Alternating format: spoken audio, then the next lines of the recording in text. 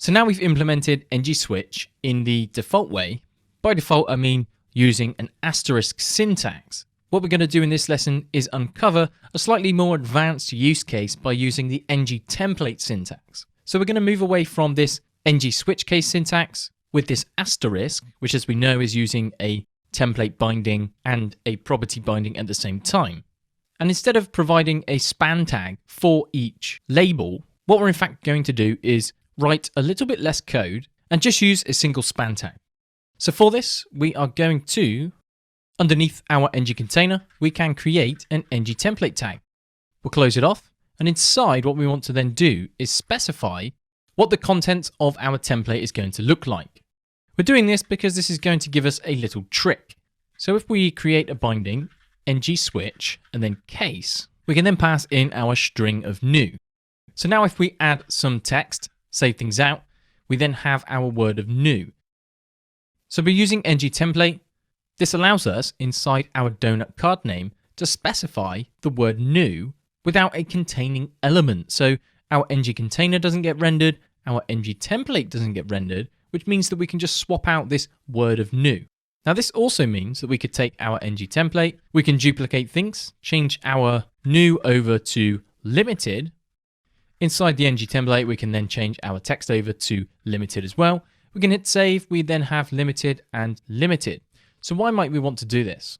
As I mentioned, we might want to supply a new class per label. In our case, we're not going to do that. So we could in fact do something a bit more advanced. We could get rid of our span tags altogether, save things out, and we should end up with something like this.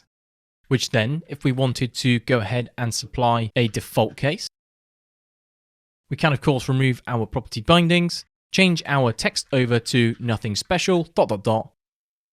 save things out, and then we have a complete limited, new, nothing special, implemented in a more simpler fashion.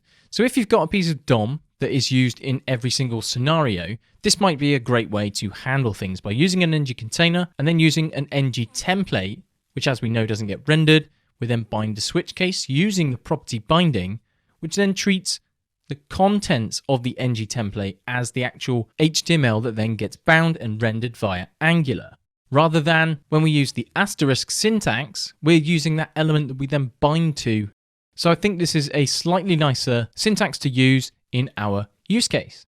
So that's pretty much it in terms of ng-switch. It's basically implementing a switch case in JavaScript. It then allows us to pass in anything we like. We can pass in a string as we are doing here. We can pass in objects, numbers, you name it. Like a normal switch case in JavaScript, we can then supply a default. I usually put this at the bottom because it makes sense as we will evaluate these line by line, and if nothing is matched, then the default is then kicked in. So that's it for this lesson and this chapter on rendering flows. I hope you enjoyed it. We've made some huge progress here. We've learned about ng-if, ng-for, ng-switch, the inner workings of ng template, and how to compose more complex UI when the use case presents itself.